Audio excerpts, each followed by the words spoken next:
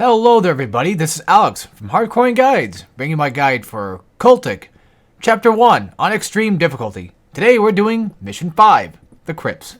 This is actually one of my other favorite levels, to be honest with you. It actually became a favorite level. I remember at first it was kind of a little bit confusing and maze-like, but especially the secrets. Because there's I think a couple of secrets you have to go back and backtrack for, so that became kind of a little bit irritating. But be wary first in here, because there's going to be a lot of traps that are going to be set, a lot of those dynamite traps. And that's always never fun to deal with. So keep an eye out for that. Back behind this coffin, there is actually a crack in the wall, but we're going to deal with that later. For those that already know, and for those that don't, spoiler alert, skeletons appear, and they're going to break out of the coffins. So there's our first secret right there, and then we can eventually get that one later when they break out. Granted, you can kind of figure that out on your own, oh, okay, something's going to break it later. So it's a bit of nice foreshadowing for the most part. Yeah. Even though this area might be maze-like, I will show you the best ways around, because there's a lot of particular landmarks that you can find that actually kind of help you out with it. So the only enemies we're going to be dealing with right now is mainly just zombies. I don't think there's really any cultists until the very end of this particular chapter, or mission. One thing to note is don't forget to actually, crouch around this little area right here on the right. I gave up like an idiot because I'm stupid. I do come back later and I do grab it, but I would have missed it. It's weapon parts. So make sure you grab the weapon parts, of course. Also, another great thing, though, is now we finally have a flashlight. Oh, before coming in here, make sure you have a Molotov equipped and just blast this guy with the Molotov. Also, hiding behind here doesn't really seem to help that much. I still take damage. And I almost died there. So I would say, come prepared with the... Oh, I just shot the explosive. That's why they blew up. That explains it, because I was wondering when I was playing. So, yeah, come down here with the Molotov first and just burn them. One thing I do want to say real quick, though, is when it comes to my guides, these aren't really, the best out there, of course. I kind of just treat this hey, this is what I did. You could do better than me. And, learn from my mistakes and my stupidity.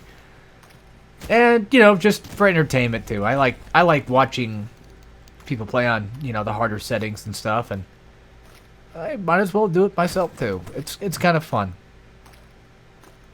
Also, I think it's later is when you can get the max health that shows up. Once you get to the point where you can actually get the key, that's when things are gonna start showing up more often. Oh man, the frames are just dropping here again, like always. No surprise.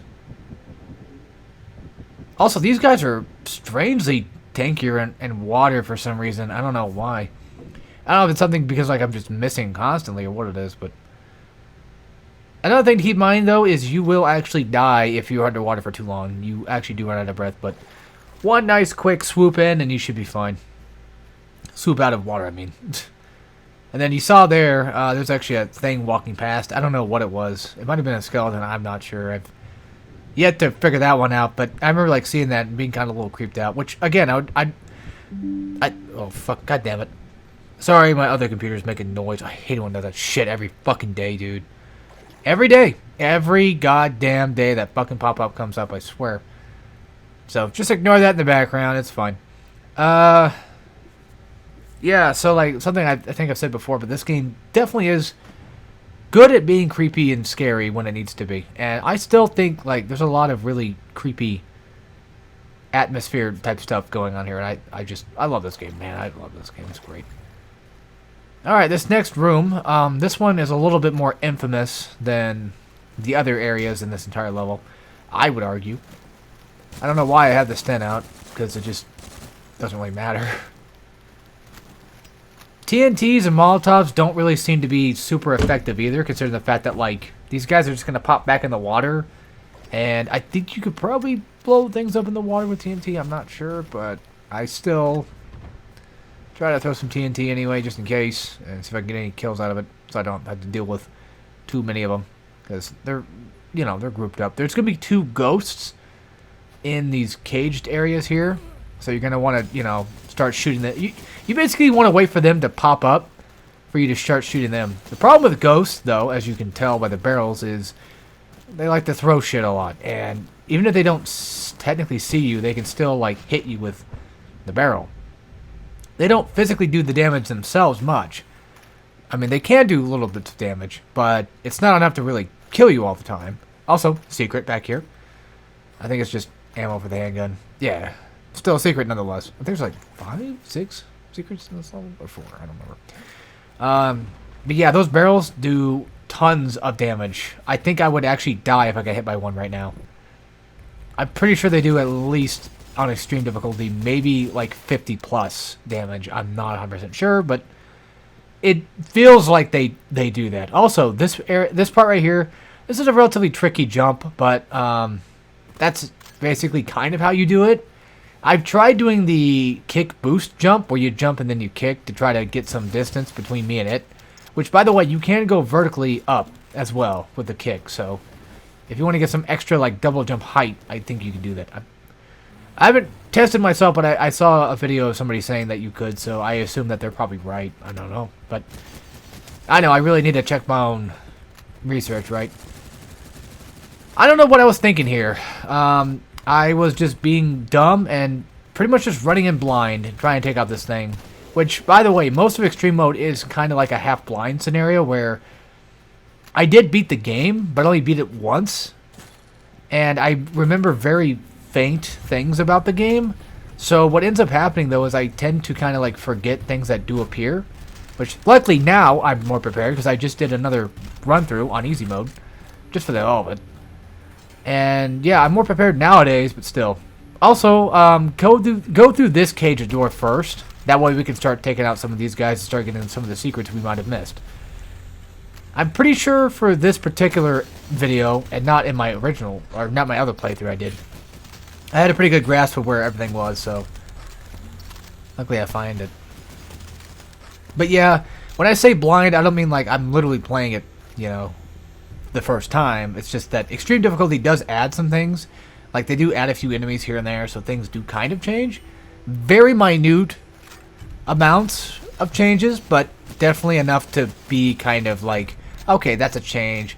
That's something different, which is nice. I actually like when games do add extra enemies, just for the sake of it. I'm not a big fan of Nightmare Mode for Doom, though. I'm not a big fan of the whole, like, Duke Nukem does the same thing, too, where, like, enemies will respawn.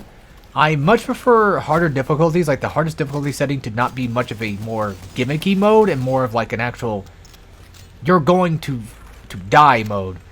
And I would also say insta-kill difficulties should also be considered gimmick modes.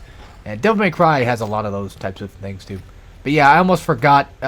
I came back thinking like, oh, the coffin was probably what was in the way. It wasn't. It was just I'm dumb and blind as hell, so. Yeah, you get Magnum rounds, but I thought it was weapon parts. I just see a box, I think weapon parts. Anyway, from that door where the secret lies, you're going to want to follow this direct path right here. You're going to find this iron gate, and you're going to find this pool. You're going to want to go down in it, and then, you're going to want to go past these barrels, and you're basically going to want to go back to that underwater section with the barrels, find the other iron gate, and grab yourself your nice weapon parts once again. So there's no way to get out of here besides the way we basically came in. And I think for now that's almost every secret except for one. I believe there's 6. I'm pretty sure there's 6 secrets in this level. And the last secret is actually at the doorway out of this level. But there's still plenty of video left to go. There's still like 10 minutes left. So I'm pretty sure I'm either missing something or what have you. I do get all the secrets. Don't worry. I'm not gonna lead you guys astray. I think there was a couple of missions that I didn't get all the kills, but I don't really care enough about all the kills. Like, this isn't like a full 100% all kills, all secrets guide. This is more like a extreme guide, all secrets, mostly. And trying to go for all the kills, just for the hell of it. Oh yeah, now we can grab the weapon parts. So we come back to this area that we saw before. You get a lot of nice, cool equipment, and you get your hands on your newer gun, which is the FG-42. It's a nice sniper rifle, basically. It can be upgraded to a fully automatic. I don't recommend upgrading to fully automatic because it has a really weird twitchy thing to it. Like, it almost feels like it just double taps on its own. It's so weird how when I go to shoot it sometimes it feels really finicky that it just starts shooting automatically. It's like, mainly because I can put my finger on the mouth. You know what I mean. It's just got such a crazy rate of fire on the automatic that it just makes it shoot. Anyway, back in this area, you know, you can press Z or whatever, just switch to it and blow it up yourself like I do usually. You're going to want to blow up this crack. The one that had the coffin in front of it. Blow up that crack, and there you go. Now you get a grenade launcher, which is nice. And you get a ballistic armor, I think. Oh, that's right. I know where. Okay. So next up, we're going to have a big fight that I kind of forgot about. But since I have the FG42, I pretty much just kind of have like a sort of... I have a scoped rifle, basically. Which is nice to have. And, you know, I just take a few shots. I pick off a few guys with whatever ammo I have. You don't need to waste these guys on the bottom floor with it. But I also try to keep that explosive barrel because there's going to be some big guys showing up later, like right now. And if you're wondering where that ghost is, it's right below you. And there's going to be, like, zombies right below you, too. Like, if you look down right in front of this balcony that I'm standing on right now, you will see them, and they will be down there. So you can always just, you know, use... some grenades to take him out, some TNT to take him out. Also, this guy is a fucking tanky bastard all of a sudden. Because the FG42 usually tends to do a decent bit of damage, but for some reason I'm just not doing enough. So I just said, screw it, I'm just going to use the pistol, because that's usually a pretty good enough weapon to do what I need to do. And then, you know, eventually the automatic lever.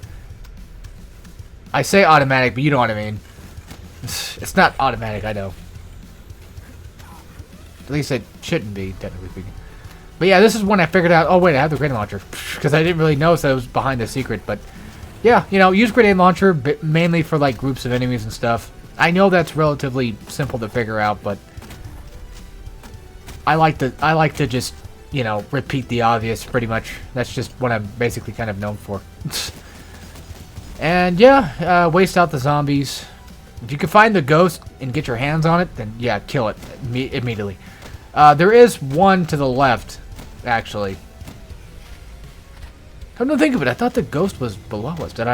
Was I lying? Was it not actually below me? So I remember there being a ghost there before. I actually kind of wasn't paying attention. But yeah, on this left area, there's going to be like a ghost behind a...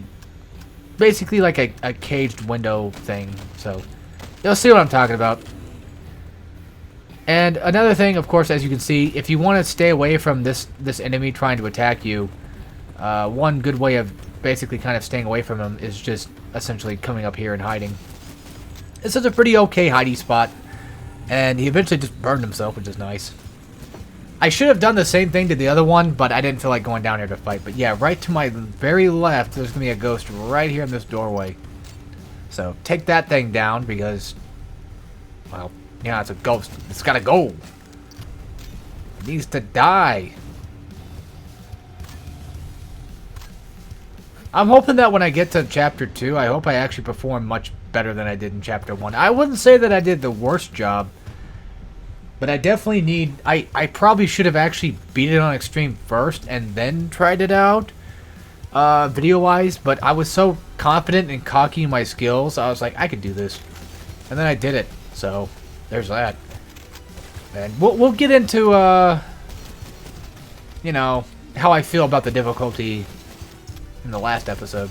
I kind of gave away some of my feelings toward it. But, you know, like a full review, I guess, later. But in terms of game, yeah, this game kicks ass. It kicks so much dick, it's insane. I waited like, I think like, what was it, a year when they did the demo? It was so, it just feels like it was so damn long ago. Like, I kept looking at Steam like, where the fuck is it? And then I noticed that Civi uploaded, and I'm like, oh, fuck, that bastard, he got it. But no, it came out, and I was like, oh, yes. Yes, and I spent the $10, and I never went back. Although it definitely feels like this game is a type of game I would say is probably worth more than just $10, but I don't know. I just feel like this is the type of game I wouldn't mind paying like $20 for. Which I assume most likely, you know, with Chapter 2, that's probably the case. Probably going to be another $10 chapter. Maybe even more. Maybe 15. Who knows? Maybe it might be filled with more content. You could probably kick boost your way to that, I assume. I don't know why I left this part in. Besides just lazy editing. But yeah, in terms of content, I'm actually curious as to what like we're gonna get. Oh, I know what I was about to say. I kind of hope that like Chapter 1 and Chapter 2 kind of like you keep some of your upgrades. But if they make it to where like they're separate games, or even just like how they do with like Postal Brain Damage, where you lose everything and you basically just pistol start, you know, your next run, that's fine as well. I don't really mind that. I'm just saying, like, whatever happens in Chapter 2 happens in Chapter 2. Right now, we still have this one to play for a good while. I still haven't beaten all the survival maps yet. I don't even know if you can beat them. I suck so bad at them, though, too. Even playing on casual, I'm terrible. It's really bizarre.